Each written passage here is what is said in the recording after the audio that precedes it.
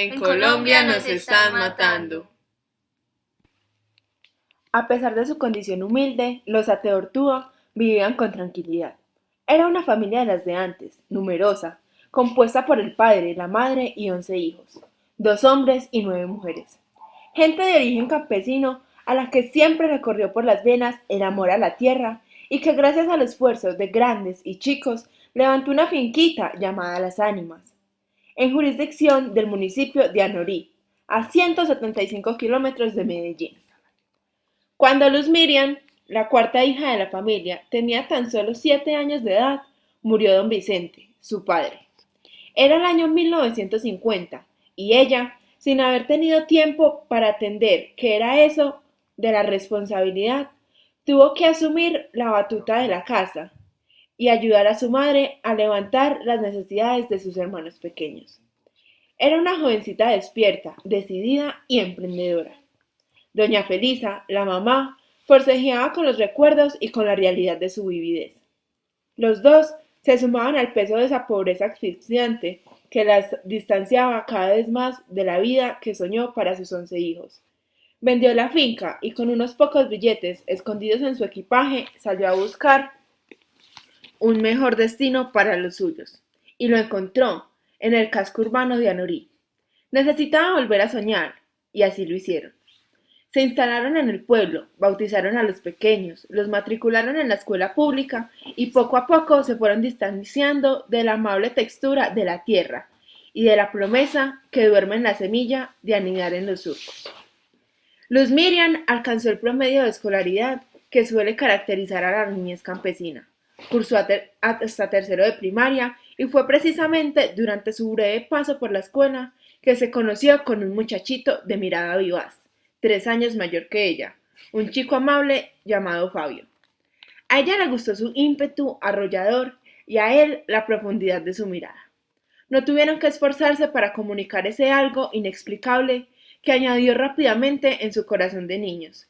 Los dos se integraron sin remilgos al ruborizado cruce de las sonrisas, el intercambio de miradas que revelan las verdades profundas y el lenguaje sin palabras que habla con la elocuencia contundente y mágica del silencio compartido.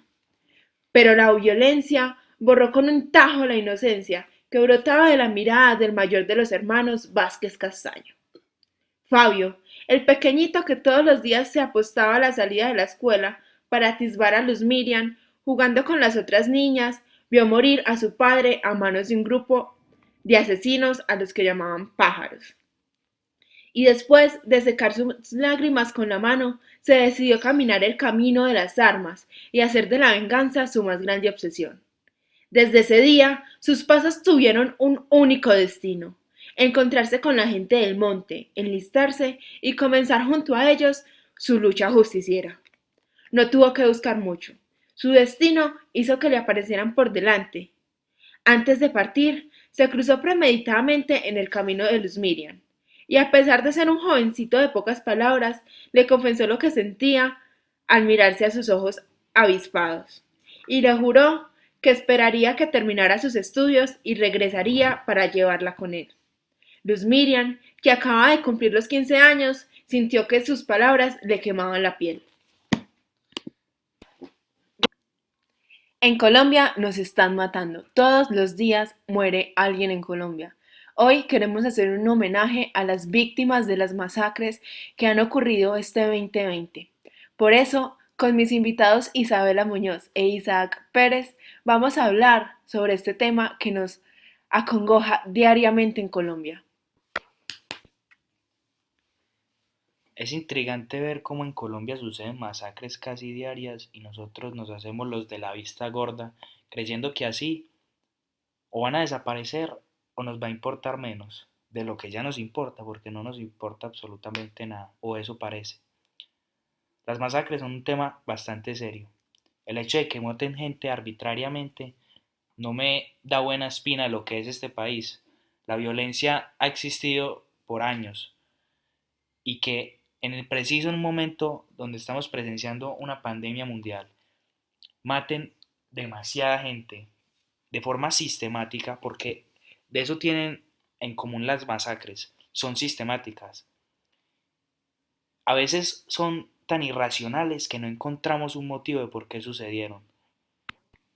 Estas masacres demuestran qué tan cruel puede ser el hombre y cómo los intereses que el dinero genera causan daños humanos irreversibles.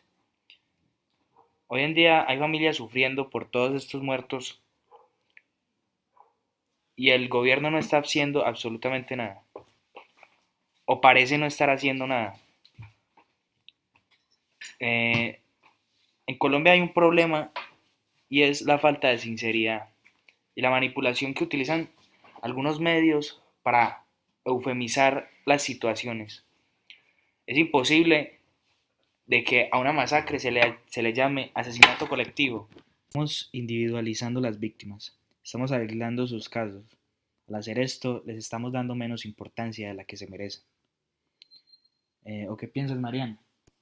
Es inaudito que los medios de comunicación caigan en eufemismos junto con las personas que se suponen que dirigen nuestro país y traten de cambiarle el nombre a estas cosas. O sea, es que es una masacre, no es un asesinato colectivo. Uno empieza cambiándole el nombre y algo tan sencillo puede volverse que a 20, 30 años ni siquiera se reconozcan estas muertes porque son homicidios colectivos, no tienen nada que ver, no son masacres. Cambiarle el significado a una palabra es totalmente delicado y mucho más si la palabra implica muertos. Panorama mundial en frente a Colombia es el panorama mundial de influencias. En el caso colombiano es curioso. Algunas figuras públicas se han mencionado. Este es el caso de Residente, René de Calle 13. Ya habló acerca del caso colombiano y esta no es primera vez que él se refiere a lo que sucede aquí. Esto es un, esto es un avance muy considerable porque él fue pionero en la revolución en su país. Él fue pionero de muchas cosas y realmente es una figura que representa al pueblo. Nacimos para aguantar lo que el cuerpo sostiene. Aguantamos lo que vino y aguantamos lo que viene. Aguantamos aunque tengamos los segundos contados. Nuestro cuerpo aguanta hasta 15 minutos ahorcado. Aguantamos latigazos que nos corten los dos brazos. Fracturas en cualquier hueso. 3 semanas como un yeso. Aguantamos todo el tiempo las ganas. Lo que llevamos del 2020 van más de 50 masacres en Colombia. En Colombia, entre los años de 1958 y 2012, el conflicto armado ha causado la muerte de 218.094 personas, 11.751 víctimas y 1.982 casos eran los que habían hasta el 2012.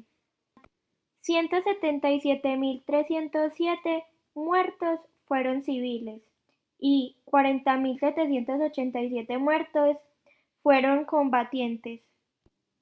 En el 2020, el 61% de las masacres ocurrieron en el Pacífico colombiano. Antioquia, Nariño y Norte de Santander son los departamentos con mayor número de víctimas. Esto debe parar, las muertes deben parar, la violencia debe parar. Necesitamos, exigimos la verdad.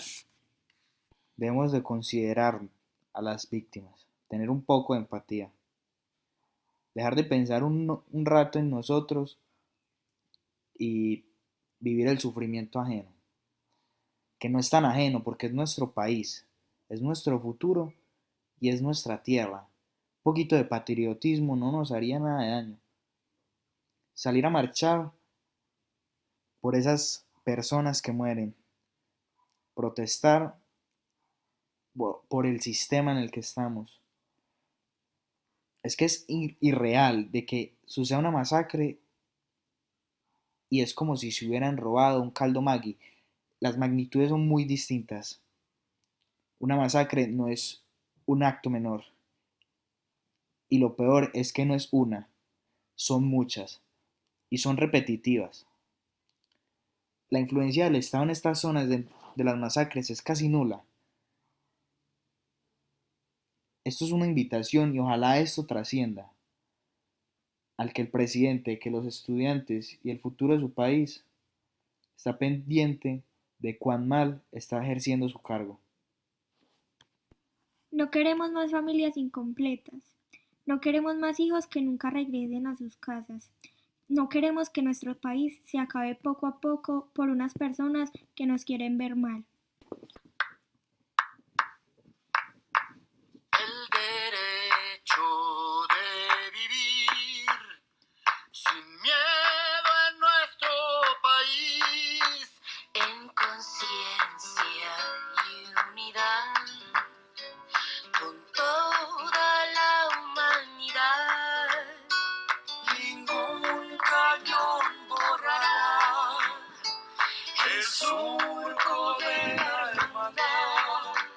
El derecho de vivir en paz, con respeto y libertad. Un nuevo pacto social, dignidad y educación, que no haya desigualdad. La lucha es una explosión que funde todo el clamor. El derecho de vivir en paz.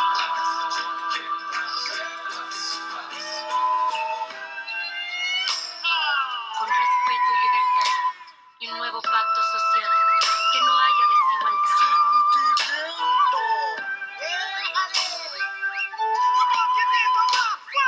Los estudiantes. Anorí es una región privilegiada por la fertilidad de sus tierras. Sus aguas, abundantes y generosas, bañan las riberas y sustentan maternalmente la existencia de ricas especies vegetales, maderables y alimentarias. La mayoría de sus obras de infraestructura tienen el sello de la cooperación comunitaria, testifican el esfuerzo de sus gentes, dan cuenta de sus tradiciones culturales, festivas y recreativas, y hablan de su porfía por construir un proyecto de vida digna. Pero un día, los anoriceños se dieron cuenta de que el paisaje se empezaba a teñir de color extraño, que algo carcomía los afectos de sus gentes, que de repente empezaban a deshacerse los vínculos de confianza y camaradería que hasta ahora les habían dado su sello de identidad, y que ante sus ojos se abrían las compuertas de la desconfianza y el miedo. La rivalidad política rompió el diálogo colectivo y ni siquiera los lazos del paisanaje sirvieron para preservarlo. No se volvieron a ver los destellos de luz dorada ni las frescas espirales de brisa entrando generosamente a través de las ventanas abiertas. Detrás de las celosías brotaban miradas de recelo, ojos marchitos de atisbar distancias, madres temerosas de mandar a sus hijos a la tienda de la esquina en busca de un terrón de sal o una taba de panela. El crepúsculo de las 6 de la tarde infundió temor en grandes y chicos. El 9 de abril de 1948, mientras algunos celebraban a puerta cerrada el asesinato de Jorge Eliezer Gaitán, en los poblados y en las veredas remotas del país, la violencia alcanzaba dimensiones incalculables. Centenares de personas fueron asesinadas por las bandas de asesinos que germinaron en los campos y también por la represión oficial. Durante los 10 años de conflagración que enfrentó a liberales y conservadores, se apagó la vida de más de 200.000 colombianos. Era tal la dimensión de la catástrofe que la misma clase política que exacerbó los ánimos y azuzó la violencia se vio impelida a sofocar esa aguda crisis que amenazaba con desquiciar el orden político y la hegemonía de los partidos tradicionales. Alberto Lleras Camargo inauguró el periodo de lo que entonces se conoció como Frente Nacional, una alianza entre las élites liberales y conservadoras que acordaran distribuirse equitativamente los ministerios y la burocracia. Distribuir igualitariamente los curules parlamentarios y rotarse la silla presidencial por un periodo de 16 años. Ese fue todo el podcast del día de hoy. Esperamos que les haya gustado mucho. Déjennos sus comentarios, sugerencias, todo lo que quieran decir. Les recuerdo que los autores del podcast somos Mariana Beltrán, Isaac Pérez e Isabela Muñoz del grado 11.1 y que vamos a estar dispuestos a resolverle todas sus dudas. Muchas gracias por oírnos y sintonizarnos.